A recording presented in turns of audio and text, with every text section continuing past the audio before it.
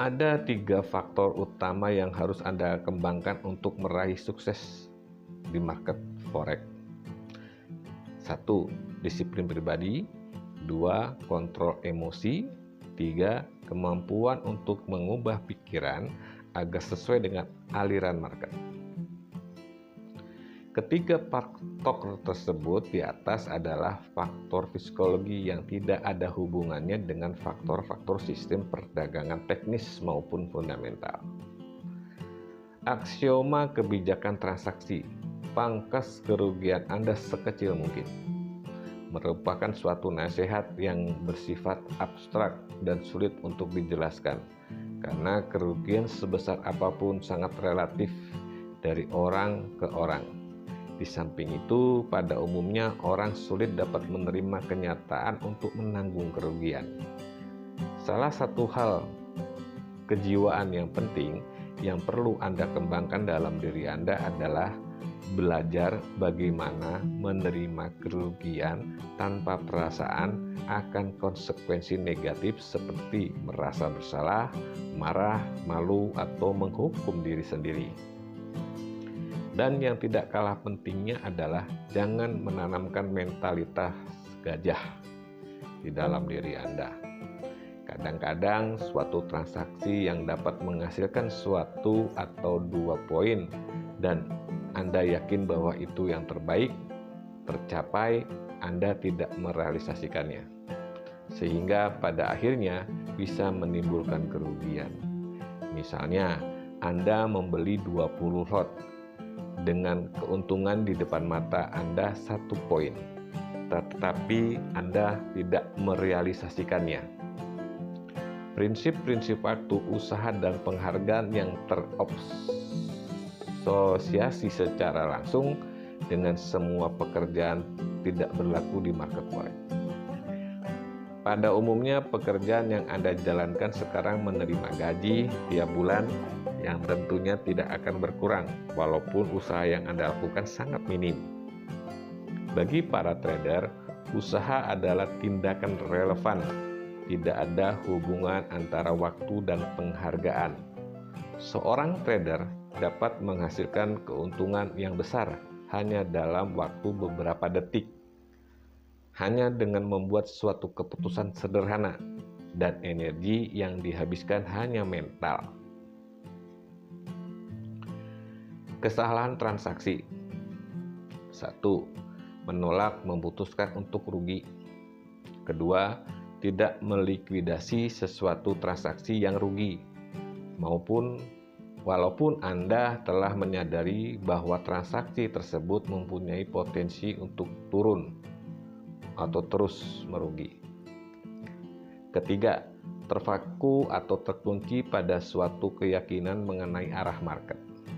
Dari perspektif psikologi ini sama artinya dengan mencoba untuk mengontrol market dengan harapan Anda. 4. Transaksi balas dendam. Seolah-olah Anda berusaha untuk mengambil kembali dari market yang telah diambil dari Anda sebelumnya. Keterampilan yang harus Anda kuasai. 1. Belajar mengenai dinamisasi pencapaian sasaran sehingga Anda dapat secara otomatis memfokuskan diri pada apa yang Anda inginkan, bukan apa yang Anda takuti.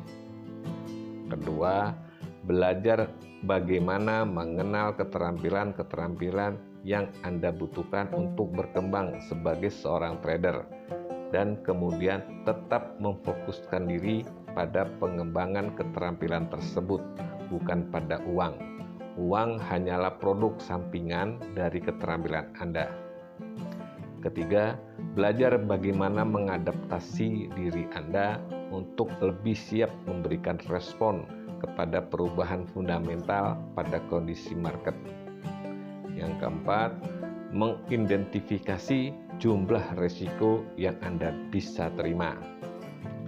5, belajar bagaimana mengeksekusi suatu transaksi secara langsung berdasarkan persepsi Anda atas kesempatan yang Anda. 6, belajar bagaimana untuk rendah diri agar market memberitahukan Anda berapa yang cukup. Bukan penilaian Anda yang berikan berdasarkan sistem nilai pribadi Anda. 7. Belajar bagaimana mengstrukturisasi keyakinan Anda untuk mengontrol persepsi Anda atas pergerakan market. 8. Belajar bagaimana untuk mencapai dan memelihara objektivitas Anda. 9.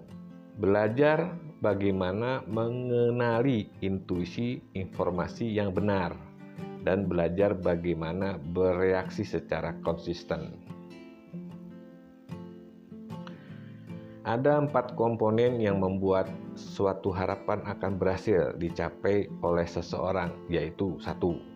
Konsep dasar tentang waktu, konsep tentang usaha, 3. Konsep tentang keahlian, 4. Konsep tentang penghargaan.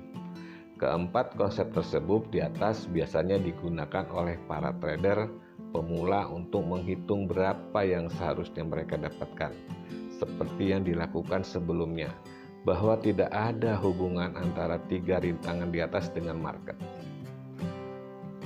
Adanya ekspektasi yang tinggi menimbulkan kegagalan-kegagalan tidak tercapainya harapan. Maka dapat menimbulkan 3 rintangan psikologi utama. 1.